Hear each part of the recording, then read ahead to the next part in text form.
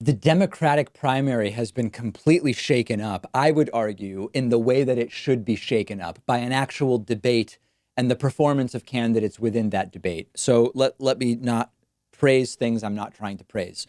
I was hugely critical of the disastrously lame debate format that the DNC employed. They had 2 nights of debate, 10 candidates per night, 60-second responses, 30-second rebuttals. Not everybody gets to comment on every issue. This is not a format that's going to really let you learn very much about anybody's policy in depth, but the polling has completely changed as a result of how the candidates did in the debate. And I think that's at least a good reason for polling to change, in the sense that I don't want polling to change because of attack ads on TV. I don't want polling to change because of PAC spending. I want polling to change because people are watching the candidates talk and learning more about them, even if in the debate format that we have, it's more watching their personalities and their ability to spout one-liners than it is about the depths of their policy positions. But still, debate and hearing the candidates is the way that we should be deciding who it is that we're going to vote for.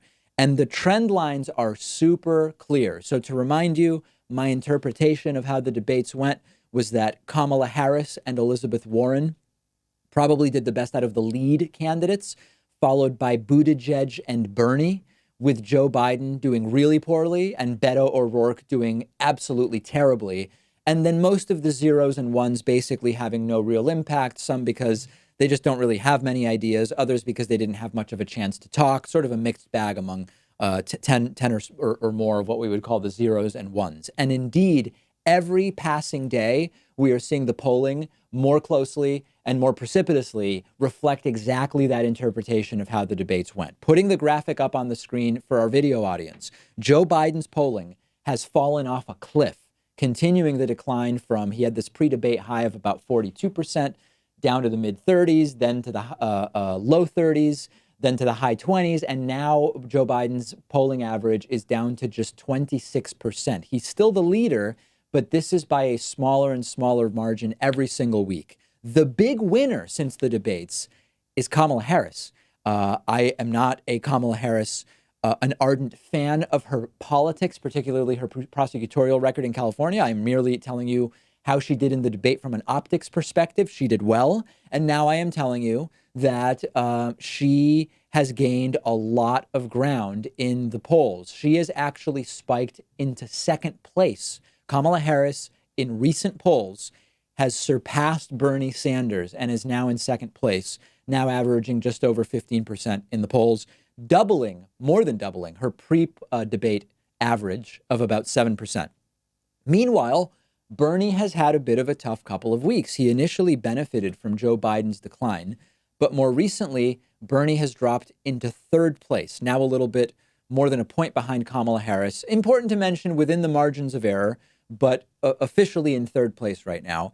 And meanwhile, Elizabeth Warren's slow but steady surge continues of about a point a month. She is now up to 13.8%, almost tying Bernie Sanders. And I like Warren and I like Bernie.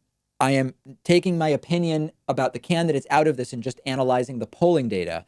If the trajectories continue, the trend line is that Elizabeth Warren, by the end of this week or by early next week, may have passed Bernie Sanders and may get into third place, okay, with Bernie possibly in fourth place in a week. It may not happen, but it may, based on the trend lines, okay? Don't kill the messenger. I'm just telling you what the trend lines suggest. This is going to be a fight, okay? We have a truly contested primary here, and what's increasingly clear is that Pete Buttigieg did not get the energy he needed from the debate to get past 5% and become a serious contender. Beto had a terrible performance, and nothing is happening with him. He's sitting around 2%. And meanwhile, nobody else has had any really substantive change. I got some emails from supporters of some of the minor candidates. So I got emails from Yang supporters who said, oh, David, Yang is up to 2% in a post-debate poll. That's like double 1%, and he was at 1% before. Well, you were telling me before that he was really at 2%, even though the polls said 1. He's still polling at 0 to 1 in most polls. I like Andrew Yang. I agree with him on some policies. I disagree with him on others. He's polling 0 to 1 in most polls. That's just the reality. Okay, nobody benefits from pretending things are different than what they are. Tulsi Gabbard supporters saying, David, Tulsi Gabbard was averaging 0.8% before the debate. She's now at 1.4%. She's nearly doubled her support. Listen, number one, you didn't believe the polls before the debate. Now you're citing them as the baseline. Before the debate, you said there's no way she's really polling 0.8.